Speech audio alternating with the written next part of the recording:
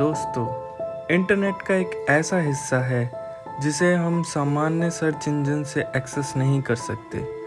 एक ऐसा हिस्सा जिसे विज़िट करना इल्लीगल है और वहाँ इल्लीगल एक्टिविटीज़ भी होती हैं। एक ऐसा हिस्सा जो काफ़ी ज़्यादा डार्क और रहस्यमयी है। आपने बिल्कुल सही पहचाना, हम बात कर रहे हैं यहाँ डार्क वेब की।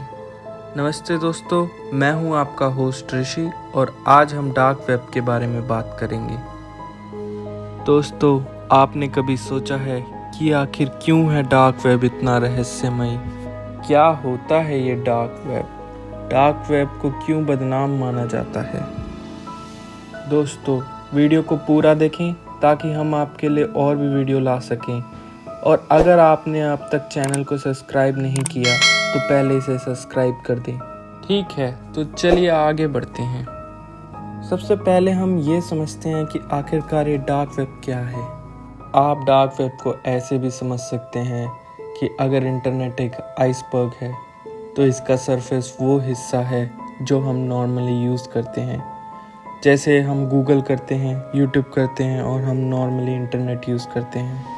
और सरफेस के नीचे वाला हिस्सा, इसे हम डीप और डार्क वेब कहते हैं। इसे नॉर्मल सर्च इंजन से एक्सेस करना इम्पॉसिबल है। इस हिस्से को हम टॉर ब्राउज़र यानी अनियन ब्राउज़र के ज़रिए एक्सेस करते हैं। तो अब आप समझ गए होंगे दोस्तों, ये कितना ज़्यादा सीक्रेटिव है। अगर इसके बारे में और जाने तो dark web encryption software use करता है ताकि इसके विजिटर और ऑनर एनोनिमस रह सकें। इसीलिए डार्क वेब में गैर कानूनी गतिविधियां भी ज़्यादा होती हैं। डार्क वेब को सिर्फ टॉर ब्राउज़र के थ्रू ही एक्सेस किया जा सकता है। अब सवाल यहाँ आता है दोस्तों कि ये टॉर ब्राउज़र क्या है। टॉर ब्राउज़र को स्पेशली 1990 में United state naval research laboratory द्वारा बनाया गया था गुप्त सैन्य ऑपरेशंस के लिए। फिर बाद में इसे पब्लिक के लिए भी लॉन्च कर दिया गया ताकि सरकार के लिए भी एनोनिमिटी बने रहे, क्योंकि जितने ज़्यादा लोग होंगे उतना मुश्किल होगा ट्रेस करना।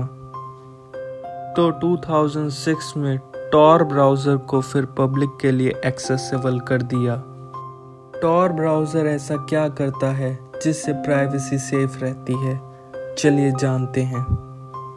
अगर आसान भाषा में समझाएं तो जैसे एक अनियन की मल्टीपल लेयर होती है, वैसे ही आपके डेटा की भी मल्टीपल एन्क्रिप्शंस की लेयर होती है और आपका डेटा एक सर्वर से दूसरे सर्वर पर ट्रांसमिट होता रहता है।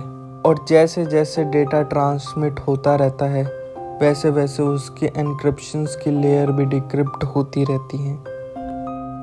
डेटा सिर्फ दो ही सर्वर के बीच ट्रांसमिट नहीं होता, उसके बाद डेटा और भी सर्वर पर ट्रांसमिट होता है और इसी तरह डेटा मल्टीपल सर्वर से ट्रैवल कर कर अपनी फाइनल डेस्टिनेशन पे पहुंच जाता है। और अंत में जब वह अपनी डेस्टिनेशन पर पहुंचता है तो उसका आईपी एड्रेस पूरी तरह से बदल जाता है। तो इससे आपको समझ में आया कि अनियन राउटिंग टेक्नोलॉजी क्या है।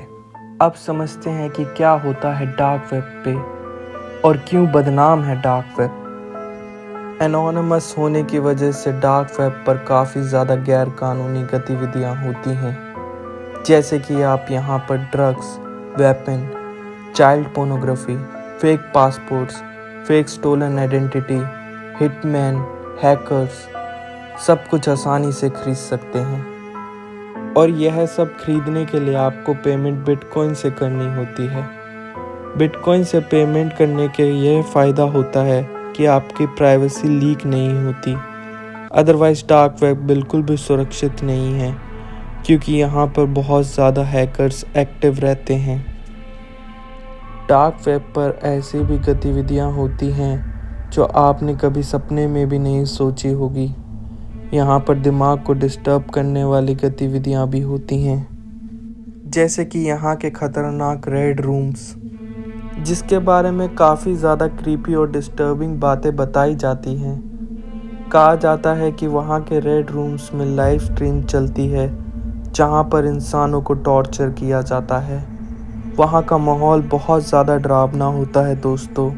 रेड रूम के मेंबर चैट पर टॉर्चर करने के तरीके डिस्कस कर रहे होते हैं। वहाँ पर बिडिंग होती है जैसे कि नाखून निकालने के $100, हाथ काटने के $1000 और जान लेने के $10,000 और भी बहुत कुछ जो हम इस वीडियो में नहीं डिस्कस कर सकते। दोस्तों, रेड रूम के मेंबर इंसान नहीं हो सकते, क्योंकि कोई इंसान इतना क्रूल कैसे हो सकता है। जो लोग गलती से रेड रूम में एंटर हो जाते हैं वह लोग इतने मेंटली डिस्टर्ब हो जाते हैं कि उन्हें सुसाइड ही लास्ट ऑप्शन दिखता है। और बहुत से लोगों का तो कंप्यूटर ही हैक हो जाता है और फिर उसके बाद उन्हें डेथ थ्रेट्स आना शुरू होते हैं, उनसे हफ्ता भी वसूला जाता है और अंत में उनकी पर्सनल इन्फॉर्मेशन को डार्क वेब पे सेल कर देते हैं। तो दोस्तों, हम आपको यही रिकमेंड करेंगे कि आप डार्क वेब से दूर रहें। बाकी इसके बारे में और भी बहुत खौफनाक कहानियां हैं हमारे पास, तो इसे हम अगली वीडियो में कवर करेंगे। इस वीडियो का पार्ट 2 भी आएगा। अगर आप इस वीडियो पर 100 लाइक कर देते हैं तो मिलते हैं हम फिर अगली वीडियो में। Thanks for watching.